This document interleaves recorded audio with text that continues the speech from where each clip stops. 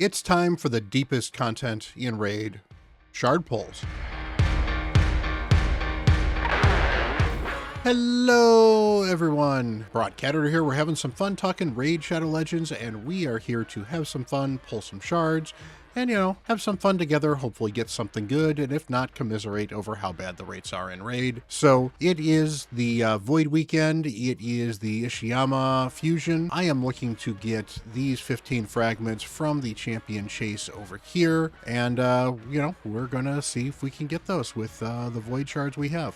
So, we're gonna hop over into the portal and pull some shards. So, first of all, we do have, some prism shards right here. I got 40 of them from the event. We've got 40 of them to summon here. It's a decent set of pool here. I would certainly like this person because he's somebody I don't have. I believe I have everybody else on here other than the rabbit. I would not mind additional Rhodoses to empower Rhodos. I don't need more Elvas. I probably will start empowering Elvas. I get them. Heffrak's okay. I like Kaolite, actually. He's not been too bad. I probably could use a duplicate of him just to empower him or something like that too. I've got a collection of Wallmasters, so that's probably what I'm going to get. However, Thor, again, Thor is a good empower as well. Armands, I've got 2 of them. I built out 2 of them. I'm not even using the second one yet. I thought I might use him, but I haven't booked him yet, though, to be fair. So, I would certainly empower my main Armands. He's a good champion. But this dude looks kind of interesting, so would like the new one. But honestly, we'll probably get an epic and be done with it. But it is points for the champion chase, so let's get pulling. That's a legendary. Ooh. And that is a Brogni. I like Brogni.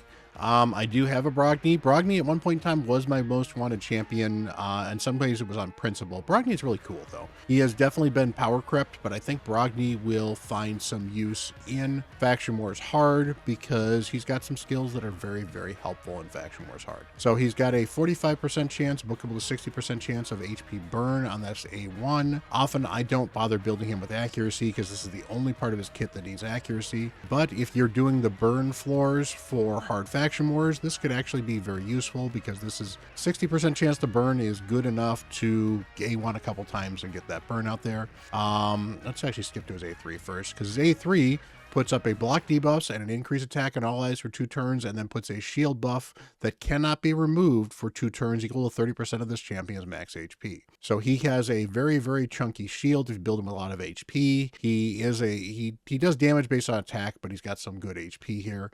And then his A2, his attacks on enemies have a 75% chance of removing 1 random buff from all enemies, so that's actually kind of good. Yeah, you know what? I actually should put some accuracy on him. I didn't realize he removed buffs, actually. He is better than I thought he would.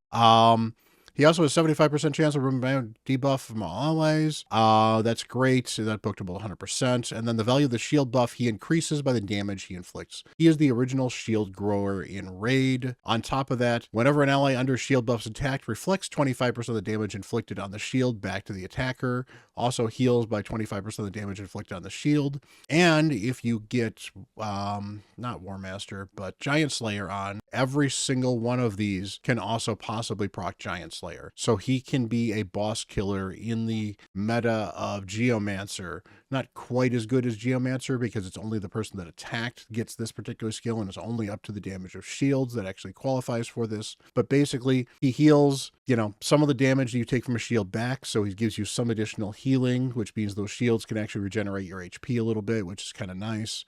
Plus, they give you some tankiness that's overall, plus you get block debuffs, plus he can grow a shield, plus he can do some okay damage, plus he can do some burns. He does an awful lot. And then this is just the icing on the cake, where he can do an awful lot of reflect damage. He's fun in Clan Boss. He's fun all over the area. That is great. So I got a legendary out of this. That's it's been a while since I've got a legendary out of one of these where I've just pulled the 1 shard. So that was kind of nice. Got another bonus here for you. So we have some Pepsi here. Pepsi is not a sponsor, but they could be. Think of all the money we can make Pepsi. I have yet to actually pull a mythical from my remnant summons on this account. Now on my old alt, I actually had pulled a Nell from my remnants just on a random pull during a CVC. That was pretty good. I could save this for CVC, but honestly, I'm looking for some champ chase points where I can get some nice easy rewards. The next CVC is going to be a non-personal rewards one, so I'm not super excited about that one. Let's get something cool.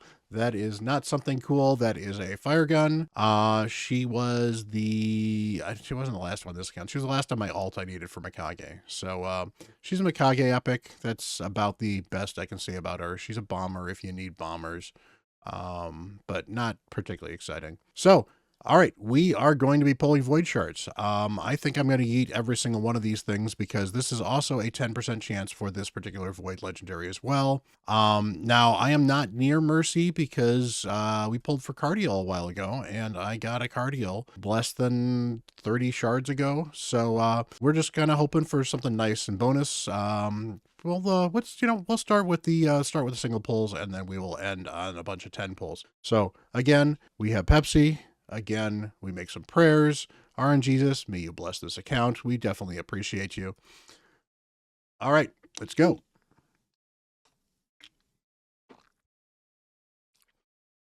Scrapper, modeled after me, obviously. You know, I've got those abs. Those abs are definitely my abs. Yeah, that's about the best I can say about Scrapper.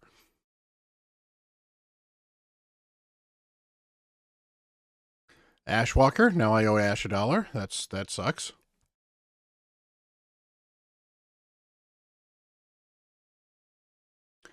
Haruspex. If Broadmaw didn't exist, Haruspex would be great. But Broadmaw exists, and he's just straight up better than Haruspex. Haruspex is not bad, though, especially for an early reviver. You get a poison on the A1. You get turn meter fill and increased speed on the A2, which is actually a nice move for a rare at a 3-turn cooldown. And then finally, revives dead allies 30% HP and 30% turn meter at a 5-turn cooldown. It's not great, but if you look here, he only needs 3 books to actually get all these maxed out. So you might get lucky and not even need these books here. You know, otherwise you end up booking this up to a 35% chance per hit to get a poison out there. You might get a poison out there. And then he's got a speed in arena battles, 15%. This is not good. You're going to find better auras. But, you know, he's very usable for an early game account. I used him early on my main. Of course, obviously with power creep. And, all right, that's $2 I owe Ash now. I guess we're going to have to run a counter for that.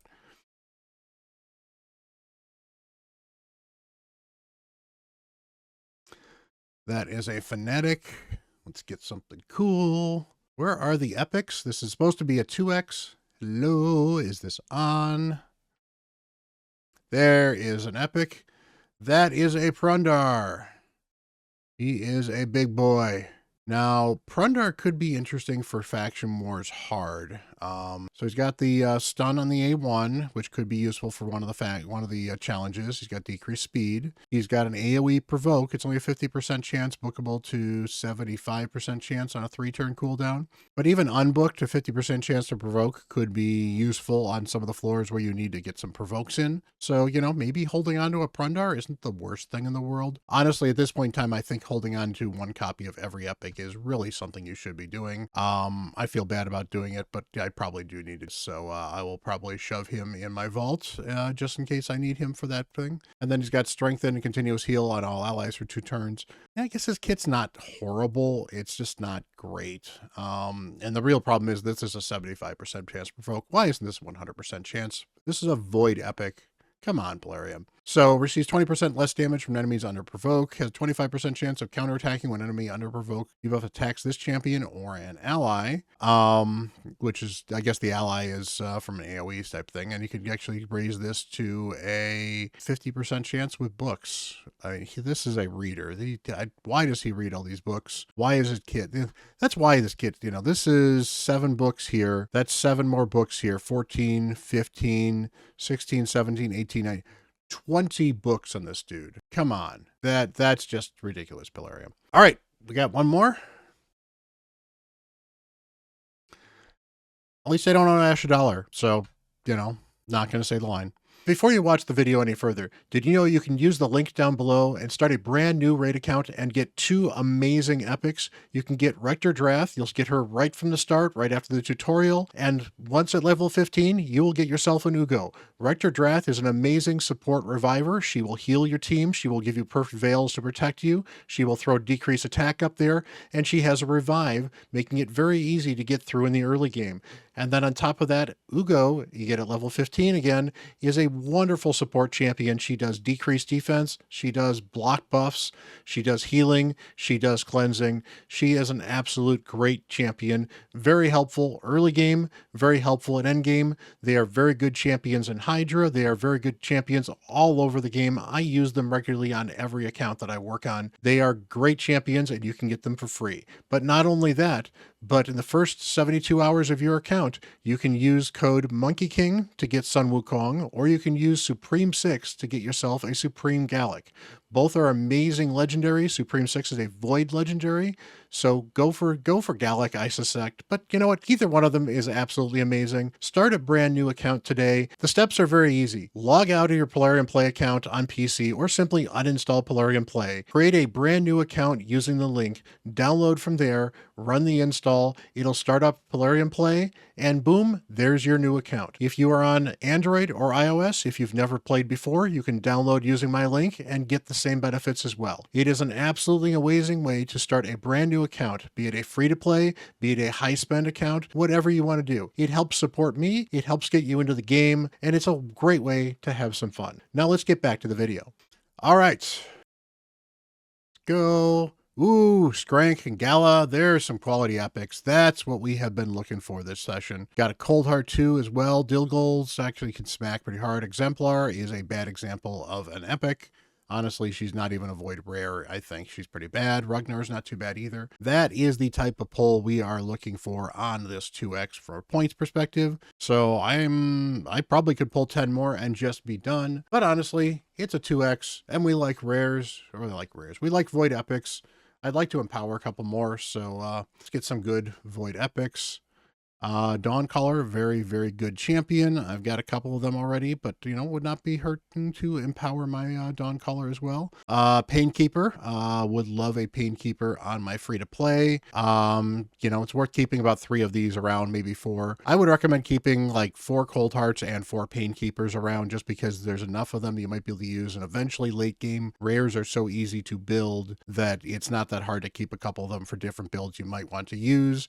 But that also means you have 8 of your 10 Faction Guardians for rares, taken care of champions you're probably going to find use for on your account. And then, you know, you take Paracales and you're good to go. So, all right, last 10 pull. Let's get something cool, get something spicy, would like some gold. We'll take some good epics. Come on.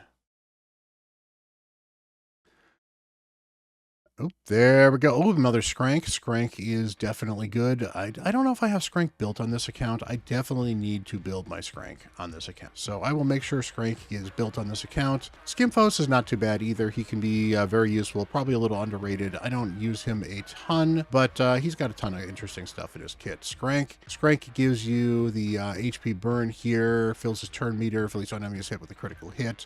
Can do some decent damage as well.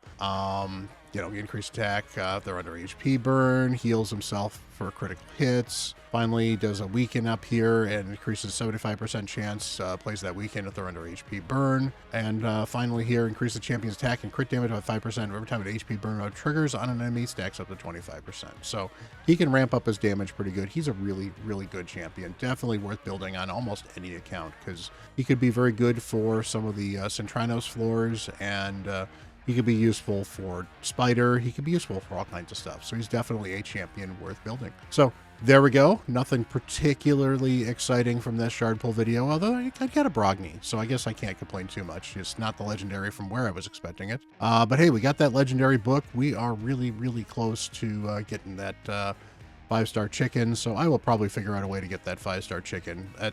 That's not going to be a difficult stretch for me. I've got plenty of mystery shards if I want to do that. And, you know, I'll probably get a few more voids throughout the weekend anyway. So that's 3 more voids and getting rares. So, hey, I appreciate you guys hanging out. Much love, everyone. Hopefully your shard pulls go as well or not better than mine went here. Because, you know, I got a decent amount of epics. And that's, from the points perspective, that was kind of important. The legendary book was certainly kind of nice. I wouldn't mind the 5-star chicken. Not that I need the 5-star chicken on this account. But, you know, it's always fun pulling shards and the fun possibility of getting something cool. We did get a legendary, so I cannot complain too much. And, you know, even if it sounds like I'm complaining here by stretching this entry out. So you guys, much love, everyone. Hit that like button, hit that subscribe button. Let me know if you pulled anything interesting this weekend. And, you know, hopefully you've got a nice Void Legendary or some useful Void Epics on your account that you can play around with. And until the next video, I'm Bront CatHerder.